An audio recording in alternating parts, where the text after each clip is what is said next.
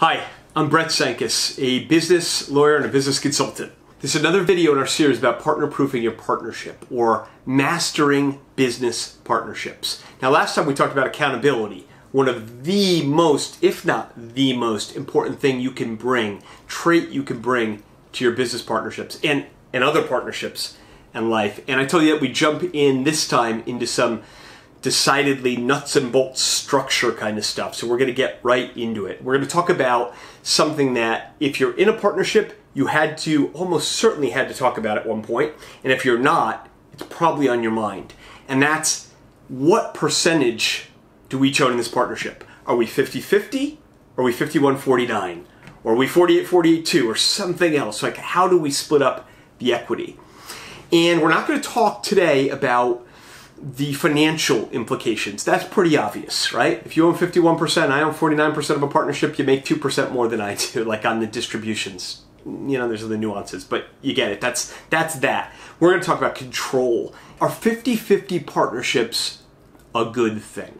That's today's topic. So, just about any business lawyer you talk to, any corporate lawyer, people who do what I do, are going to tell you, don't do a 50-50 partnership.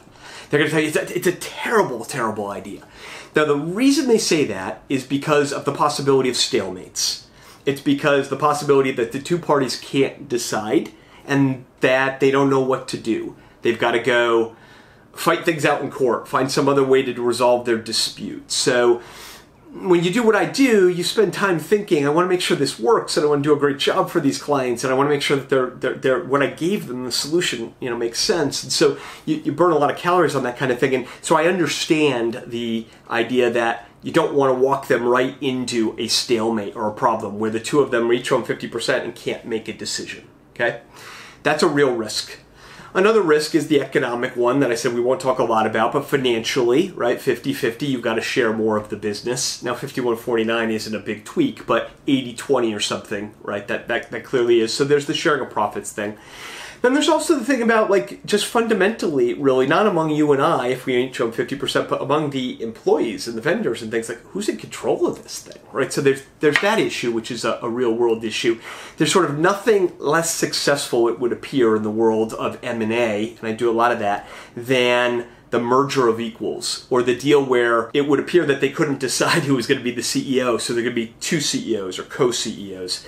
That's, far and away, there's a lot more blood in the streets from those structures that I've seen than have been successful. That's kind of a unique thing. So there's that risk if we don't decide who's wearing the CEO hat, right? Who do people think the buck stops there? What's my scope of authority? What's yours, right? There's issues around that if you don't have that conversation. Okay. But you can overcome that in a 50-50 world, and we can talk about that. I mean, one way is just to say, look, we're 50-50 on decisions, like in this room, but out there, you're in charge of operations, I'm in charge of the customer facing, the vendors, stuff like that. I'm in charge of finance, you're in charge of marketing. Like, there's ways to divvy up the world and make it clear.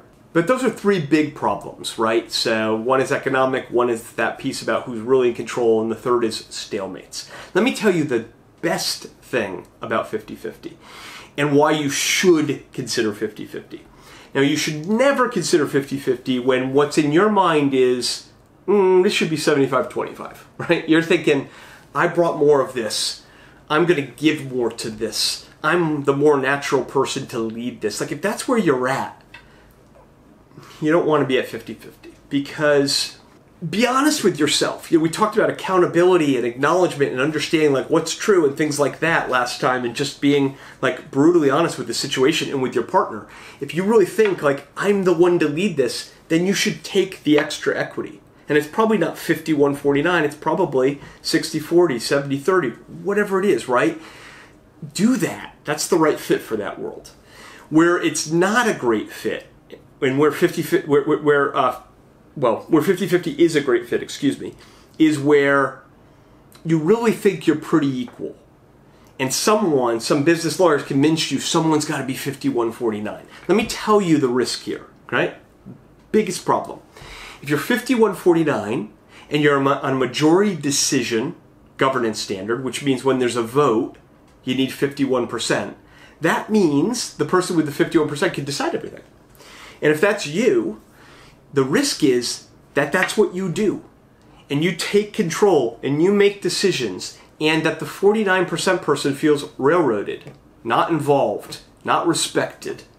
Over time, particularly if they felt like they were your peer, but then gave this little concession just to make the deal happen. Okay, you could have the extra 2%. It's a massive 2%. It's huge. The economics of it aren't huge. The control of it can be huge. And if you've got other shareholders and things, it may not be as big, right? But if there's two of you and it's 51-49 and the decisions are made on a majority standard, it's enormous. And you run a real risk of the other side thinking, I don't have any say here, right? And they expected to be close to your equal, and now they're as far away from it as could be. So the risk is that your partner's going to be unhappy. The risk is that you don't recognize, and I hope you do, but you might not recognize what you're doing to them and like making decisions without them. So 50-50 works great with two equal people if they can make decisions together. Okay, now how do you know that going into it? If you just met this person at a meetup and you're launching a business, 50-50 is probably an enormous risk. If this is a person you grew up with and you've worked with or you've got history with, then really that partnership, if it works well, the best partnerships, they're deciding everything together anyway.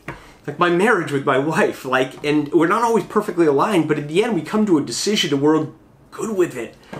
And if we aren't, like if we worked on a 51-49 and I just said, well, I made that decision, there's going to be a lot of resentment.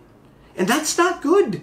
And maybe building a structure where I'm required by vote to be 50-50 is the better thing. It's more work, no question. It can be more frustrating if I could have gotten a 51-49 setup where I could have just said, I decided, right? But there's a certain relationship, and marriage is one of them, where not everyone believes this, but I believe you gotta get good with every decision anyway. Figure it out. Why would I set up a structure where I had the ability to make the final decision? That's not good for this relationship and partnership. So again, there's no simple answer, and the easiest thing in the world is to criticize is to poke holes in something that exists. 50-50 is not perfect. But do not listen to someone who tells you you should never, ever do it. If you and your partner have trust and you believe this is someone you can figure things out and that you really ought to both be equals, 50-50 makes a lot more sense than 51-49. At a point, another video, we'll talk a little bit about 48-42, which is a way, 49-49-2, which is a way of having someone else cast a deciding vote. The other thing to think about, and we'll get into this in future videos, is if you do a 50-50 and you do set up the possibility of stalemates, you absolutely have to decide up front about resolutions of conflicts. And we can talk about those. We'll go through those in another video, some of the more nuts and bolts stuff. And you also have to think about buy-sell. So that's all for a future day. For today, know that do not let a business lawyer or consultant talk you out of thinking about 50-50, but you just gotta really think and know yourself and be honest. And it's the accountability stuff we talked about.